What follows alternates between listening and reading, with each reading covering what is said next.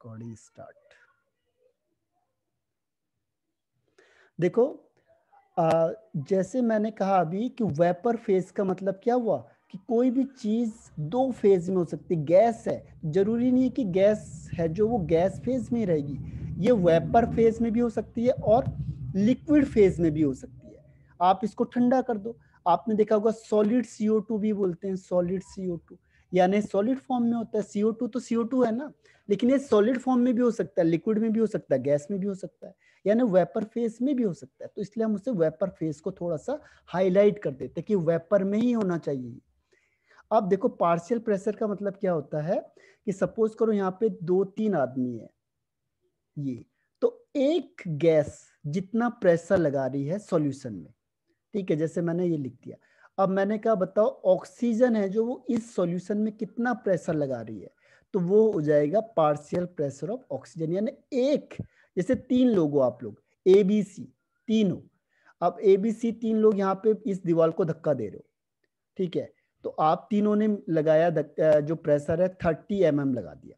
अब मैंने कहा बताओ C कितना प्रेशर लगा रहा है, आपने कहा C तो भाई बिल्कुल ही नहीं लगा रहा, बहुत कम प्रेशर यानी 5 mm लगा रहा है। तो जो 5 mm C लगा रहा है ये इसका पार्शियल प्रेशर हो गया। तो जैसे पूरा सॉल्यूशन है उसमें जो CO2 गैस है या कोई भी गैस कितना प्रेशर लगा रही है इंडिविजुअल, वो उसका पार्शियल प्रेशर हो गया इन सॉल्यूशन में।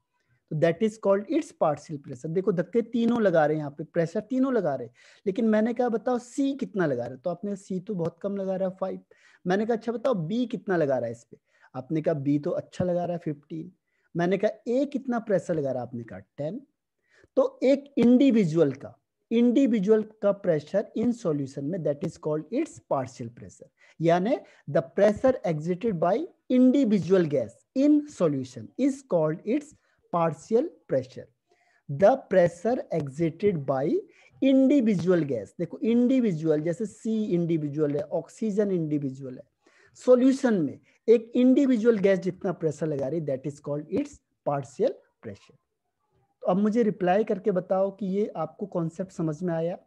देखो क्वेश्चन की वैरायटी होती है, आपको मैंने क्वेश्चन का तरीका बताया था कि क्वेश्चन में क्या होता है कि 30% क्वेश्चन होते हैं वो केवल फॉर्मूले केवल क्या होता है डेफिनेशन बेस्ड होता है, क्योंकि स्कूल ये मानता है कि 30% बहुत वीक स्टूडेंट होते हैं, तो उनको पास होने के लिए 33% चाहिए होते हैं।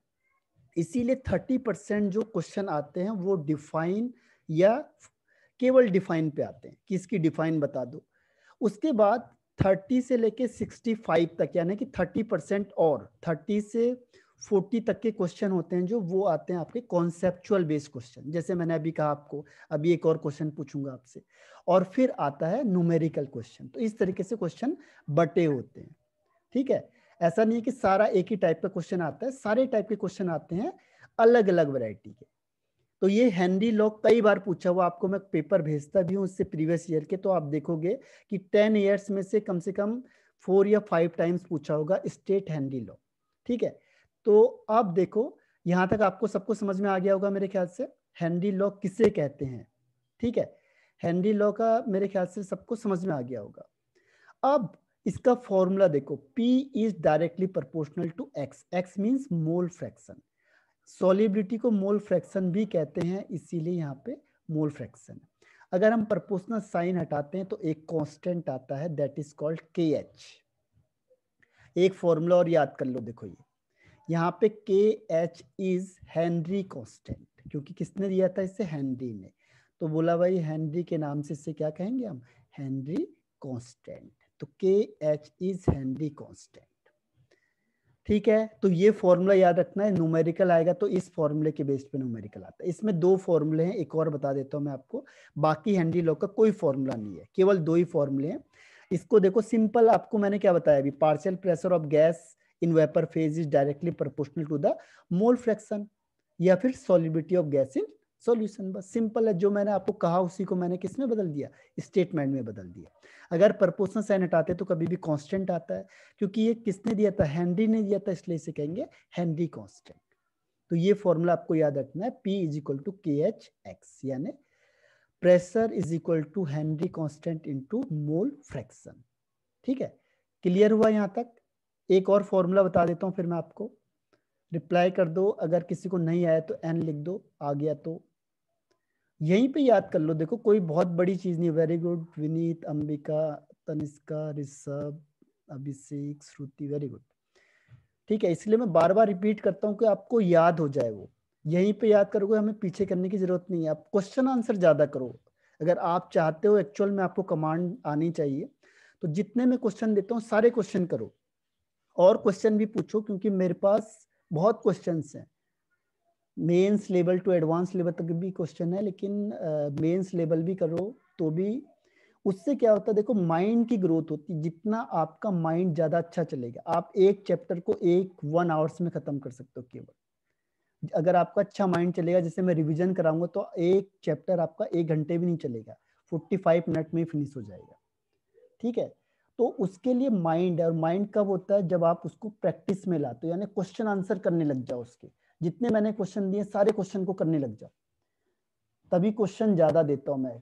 पढ़ो एक बार और उसके बाद क्वेश्चन आंसर पे लग जाओ, तो आप देखोगे कि ग्रोथ, आपकी जो माइंड की ग्रोथ तो सबसे ज्यादा इंक्रीज तभी होगी जब आप क्या करोगे, क्वेश्चन आंसर करोगे। इसीलिए मैं क्वेश्चन आंसर पहले ही दे देता हूँ आपको। सॉलिड स्टेट के ये दिए हैं, एक और देता हूँ आपको जो प्रीवियस ईयर के प्रीवियस कॉम्पिटिटिव में पूछे हुए क्वेश्चन है, तो उससे आपको आइडिया आ जाएगा। वहां से आपकी ग्रोथ देखो, इतनी अच्छी ग्रोथ होगी कि आपका माइंड लेवल है जो बहुत अच्छे लेवल पे पहुंच जाएगा। अब देखो एक और स्टेटमेंट बताता हूँ इसमें आपको मैं, वो है आपका मास ऑफ अ गैस। दो ही फॉर्मूले इसमें देखो, mass of a gas dissolved in unit volume, unit volume, UNIT, unit volume of solution. Simple सा है, बस एक यही स्टेटमेंट है जो मेन है। बस मास of gas dissolve in unit volume of solution. अब देखो मास है गैस का और ये प्रेशर है, अब ये कैसे होंगे बताओ? कोई डायरेक्टली प्रोपोर्शनल होगा या इनडायरेक्टली प्रोपोर्शनल होगा? जो मास ऑफ गैस है वो प्रेशर के डायरेक्टली प्रोपोर्शनल होगा या इनवर्सली प्रोपोर्शनल होगा? तो आपका क्या मानना है इसमें बताओ? जो मास ऑफ गैस है सॉल्यूशन में, वो डायरेक्टली प्रोपोर्शनल होगी या इनवर्सली प्रोपोर्शनल होगी? श्रुति, ओके। और इसके अलावा answer directly proportional or inversely proportional, what will be the answer? What do you think about this? Vineet, very good. Ambika सही है। अभिषेक, देखो ये होता है डायरेक्टली प्रोपोर्शनल। क्यों? प्रेशर जितना ज्यादा दोगे उतना मास गैस का ज्यादा डिसॉल्व होगा ना, सॉल्युबिलिटी ज्यादा हो गई। तो क्या होगा, जितना मास गैस का, जितना गैस ज्यादा डिसॉल्व होगी, कब? जब आप प्रेशर ज्यादा रखोगे ना, तभी तो गैस ज्यादा डिसॉल्व होगी। यानी mass of gas dissolve in unit volume of solution is directly proportional to, is directly proportional to, directly proportional. सीधी सी बात है, अगर प्रेशर ज्यादा दोगे तो क्या होगा, गैस का मास ज्यादा डिसॉल्व हो जाएगा। आप प्रेशर खूब लगा दो तो ज्यादा गैस डिसॉल्व होगी ना उसमें। अब यहाँ पे है एक सॉल्यूशन रखा मैंने, ऊपर मैंने प्रेशर ही नहीं रखा, यहाँ पे ये रख दिया। यहाँ पे CO2 गैस है, इसमें कोई प्रेशर नहीं है, तो गैस तो घूमती जा रही है। दूसरी बार में मैंने क्या किया, यहाँ पे सॉल्यूशन रखा, CO2 गैस रखा, लेकिन यहाँ पे इसके ऊपर से क्या रख दिया, क्लोज कर दिया, तो गैस कुछ ना कुछ इसमें डिसॉल्व होगी। तीसरी बार क्या हुआ, मैंने यहाँ पे फिर लिक्विड रखा, इसमें CO2 रखा और यहाँ पे पिस्टन लगा दिया ऊपर से, ये लो अब घूमो तुम, ये लो, यहाँ पे मैंने वेट रख दिया, तो क्या हुआ, अब ये गैस और ज्यादा डिसॉल्व हो जाएगी इसमें, क्योंकि ऊपर से मैंने प्रेशर ज्यादा लगा दिया है। और यहाँ पे क्या है, कोई प्रेशर था ही नहीं, तो गैस घूम रही है, बाहर घूम रही है, लेकिन सॉल्यूशन में नहीं डिसॉल्व हो रही है। इसको मैंने केवल बंद किया तो थोड़ी बहुत ऊपर है गैस, नीचे कम डिसॉल्व हो रही है। फिर मैंने और प्रेशर लगा दिया, ऊपर से 2 तीनों को बैठा दिया यहाँ पे, ठीक है, AV, ठीक। तो ये ऊपर से बैठ गया, इसका तो क्या हुआ, ये गैस और ज्यादा डिसॉल्व हो जाएगी। और बड़े बड़े मैंने टाटा जो सुमो होते हैं उनको और बैठा दिया इसके ऊपर, तो क्या हुआ, ये यहाँ से लेके इसको नीचे बैठ गए। देखो यहाँ से प्रेशर था, ये नीचे आ गया, यहाँ पे ये बड़े बड़े लोगों को बैठा दिया मैंने, तो गैस और ज्यादा डिसॉल्व हो गई। ठीक है, यानी कि मास ऑफ गैस पर यूनिट वॉल्यूम होता है, ये डायरेक्टली प्रोपोर्शनल होगा किसके, directly proportional to the pressure of gas in solution, pressure of gas in solution। अब ये क्लियर हुआ या नहीं हुआ, मुझे रिप्लाई करना। जितना प्रेशर बढ़ाओगे उतना गैस का वॉल्यूम क्या होगा, ज्यादा हो जाएगा, ज्यादा गैस घुलेगी उसमें, ठीक है। तो mass of gas is directly proportional to the pressure of gas. Okay, Shruti और अंबिका, वेरी गुड। ऋषभ अभी बताता हूँ आपको दोबारा, अंबिका, ठीक है। तो इसको देखो, गैस है जो वो डायरेक्टली प्रोपोर्शनल होती है किसके, फिर से देखो, आपने कोई भी एक सॉल्यूशन लिया, आप खुद सोचो कि आपने सॉल्यूशन लिया और यहाँ पे कोई गैस रखी है। अगर आप इस गैस को ऊपर से प्रेशराइज करोगे नीचे की साइड, आपने इसको ऊपर से नीचे प्रेशर लगा दिया, यानी आप खुद बैठ गए यहाँ पे, आपने बोला ज्यादा ही प्रेशर चाहिए, ये पिस्टन लगा हुआ है।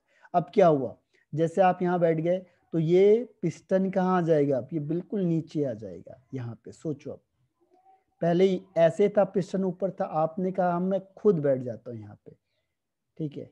आप यहाँ बैठ गए ऊपर, एक अपने दोस्त को भी बैठा दिया, आपने बोला चल तू भी बैठ जाए यहाँ पे, ठीक है। अब क्या हुआ, दोनों के दोनों यहाँ बैठ गए तो प्रेशर ज्यादा हो गया।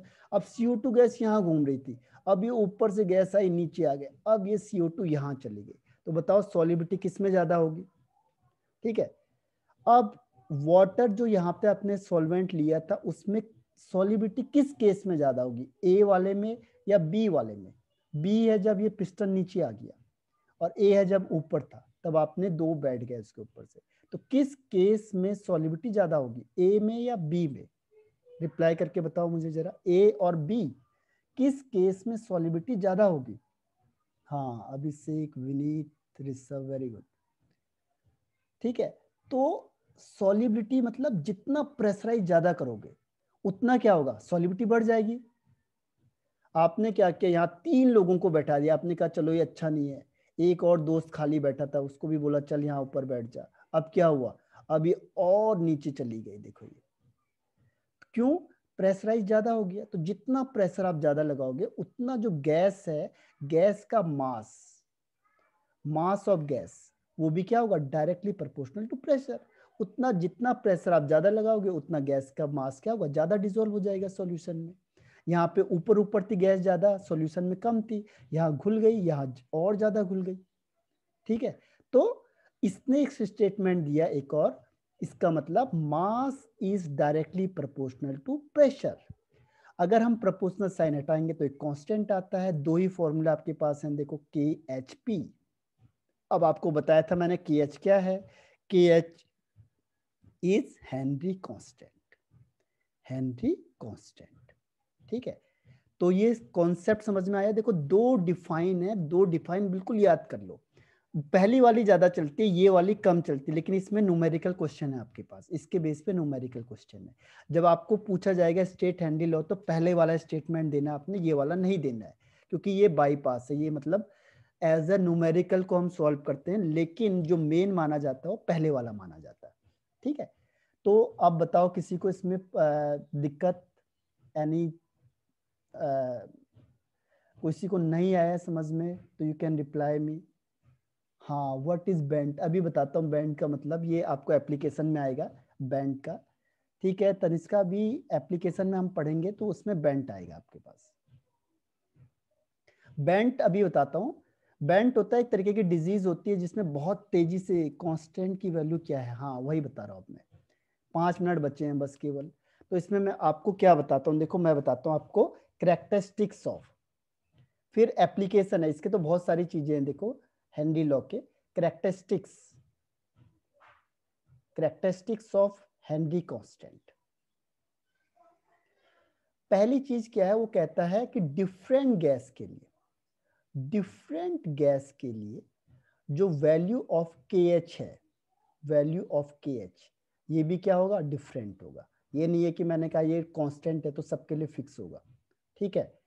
फॉर डिफरेंट टेम्परेचर, ध्यान रखना। सबसे पहली चीज वो कहता है कि जो KH है, KH की वैल्यू हर एक गैस के लिए अलग अलग है, इसीलिए हर बार आपको KH की वैल्यू देगा क्वेश्चन में, फिक्स नहीं है इसकी वैल्यू, ठीक है। पहली चीज समझ में आ गया सबको, KH की वैल्यू डिफरेंट होती है डिफरेंट गैस के लिए, ठीक है।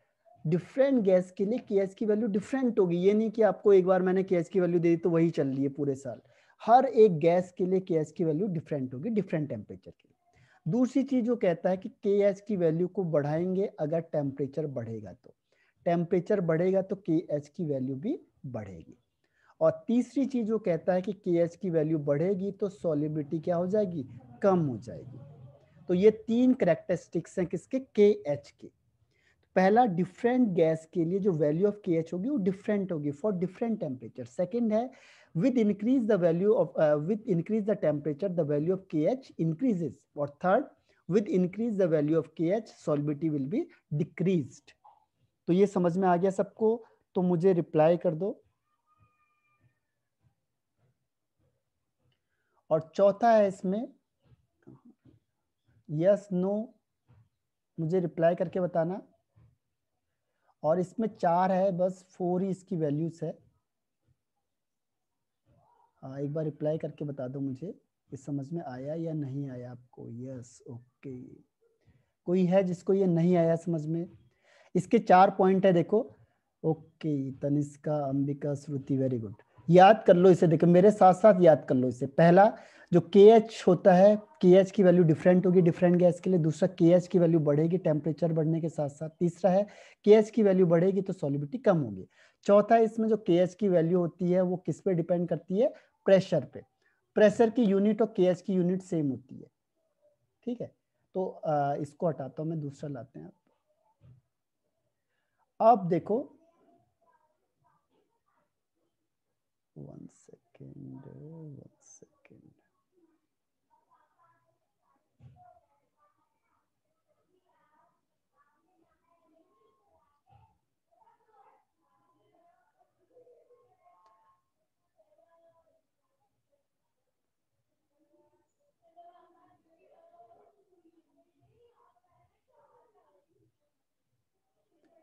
तो इसमें एक चीज और आती है, limitation. Limitation of KH, limitation क्या होगा? एक मिनट, ये चल क्यों नहीं रहा है?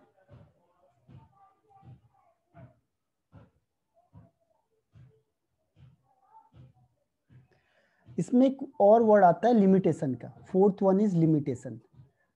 सॉरी, एक मिनट, ये हो क्या रहा है, 1 सेकेंड। हाँ ऋषभ, कोई इसमें से पूछना है किसी को? टाइम हो गया है, हाँ। इसमें से किसी चीज को कुछ पूछना है जितना मैंने पढ़ाया अभी तक का? Any question? आज टाइम हो चुका है एक्चुअल में।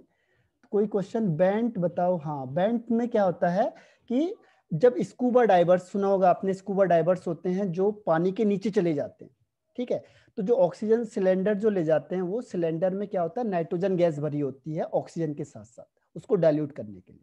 तो जब नाइट्रोजन गैस उसमें भरी होती है तो क्या होती है, जब आप ऊपर से नीचे आ रहे होते हो, जब आप ऊपर से नीचे आ रहे होते हो तो नीचे आने के केस में क्या होता है कि सॉरी, नीचे से जब ऊपर आते हो आप लोग, तो उस केस में क्या होता है, आपको एक बहुत ज्यादा पेन होता है, आपकी बॉडी पेन करेगी। क्यों? क्योंकि नीचे बहुत ज्यादा क्या है, प्रेशर है। और जब आप ऊपर आते हो तो प्रेशर कम हो जाता है। और जब ऊपर प्रेशर कम हो जाता है तो उस केस में क्या होता है, आपको एक बहुत बड़ा पेन होता है। क्यों? क्योंकि अंदर से प्रेशर लगता है, क्योंकि नाइट्रोजन गैस ब्लड में ज्यादा सॉल्युबल होती है। और अभी हमने पढ़ा कि सॉल्युबिलिटी ज्यादा होगी तो प्रेशर ज्यादा लगेगा। तो जैसे आप नीचे से ऊपर आते हो, नीचे से ऊपर आने से क्या होगा कि जो प्रेशर होता है, प्रेशर बढ़ जाता है। और जब प्रेशर बढ़ जाएगा तो आपकी बॉडी में क्या होगा, एक पेन होगा। जैसे आप नीचे थे पहले, अब नीचे से जैसे आप ऊपर आओगे तो नीचे जो पानी की लेयर होती है उसके नीचे क्या होता है, बहुत ज्यादा प्रेशर होता है। अब जैसे आप नीचे से ऊपर आए, प्रेशर कम हो जाएगा। तो जो नाइट्रोजन गैस होती है वो ब्लड में ज्यादा सॉल्युबल होती है, तो वो अंदर से प्रेशर लगाती है बॉडी पे। कई बार बॉडी फट जाती है ऐसे करके, जैसे आप देखते हो कि एकदम से क्या होता है, अंदर से प्रेशर लगता है, तो वहां पे बहुत बड़ा पेन होता है बॉडी में। उस डिजीज को हम देते हैं बेंट नाम, उसे कहते हैं बेंट। तो उसको हटाने के लिए क्या किया गया कि नाइट्रोजन गैस को हटा के अभी हीलियम गैस को यूज करते हैं, क्योंकि हीलियम हमारे ब्लड के साथ डिजोल्व नहीं होती है। तो जो चीज बॉडी में या ब्लड में डिजोल्व नहीं होगी वो प्रेशर लगाएगी नहीं, क्योंकि अभी हमने कहा था कि सॉल्युबिलिटी कब होती है ज्यादा, जब प्रेशर ज्यादा लगेगा। और जब सॉल्युबिलिटी होगी नहीं तो प्रेशर होगा ही नहीं। तो जो हीलियम गैस होती है वो ब्लड के साथ सॉल्युबल ही नहीं होती है। जब सॉल्युबल नहीं होगी तो क्या होगा, वो प्रेशर लगाएगी नहीं बॉडी पे, और जब आप नीचे से ऊपर आओगे तो आपकी बॉडी सेफ रहती है। इसीलिए अभी हम नाइट्रोजन की जगह पे हीलियम गैस को यूज करते हैं ऑक्सीजन सिलेंडर ले जाने के साथ साथ। हाँ, नाइट्रोजन डेंजरस तो नाइट्रोजन डेंजरस क्यों होती है, क्योंकि वो हमारी बॉडी को क्या कर सकती है, स्प्लिट कर सकती है, बॉडी के पार्ट को स्प्लिट कर देगी। क्यों? क्योंकि nitrogen is more soluble in blood, और जब ब्लड के साथ ज्यादा सॉल्युबल होगी, अब हमने नीचे से ऊपर लाएंगे तो क्या होगा कि नाइट्रोजन प्रेशर लगाती है हमारी बॉडी के अंदर, ठीक है। और जब नाइट्रोजन प्रेशर लगाएगी तो उस केस में क्या होता है कि एक बहुत बड़ा पेन होता है हमारी बॉडी में, और उस पेन को एक नाम दिया गया बेंट, ठीक है। तो उस डिजीज को हम कहते हैं बेंट। तो इसमें आपके पास क्वेश्चन आता है कि जो ऑक्सीजन सिलेंडर होता है उसमें हम नाइट्रोजन की जगह पे हीलियम गैस को क्यों यूज करते हैं। तो helium is less soluble in blood, तो it exert less pressure on our body. ये बॉडी पे कम प्रेशर लगाएगी तो हमारी बॉडी को कोई इफेक्ट होगा नहीं। इससे हम बैंड से क्या कर सकते हैं, बच सकते हैं। तो क्लियर हुआ या नहीं हुआ, ये एक बार बताना मुझे। प्रेशर नाइट्रोजन डिफ्यूज की वजह से लगती है। हाँ, nitrogen is more soluble with blood. Nitrogen क्यों डालते हैं टैंक में? हाँ, नाइट्रोजन क्या होता है, डाइल्यूशन करने के लिए डालना पड़ता है। जैसे हम वाटर को डालते हैं किसी चीज में, आप किसी चीज को प्योर लेते हो तो उसकी जगह पे हम क्या करते हैं, डाइल्यूट करने के लिए किसी चीज को डालते हैं।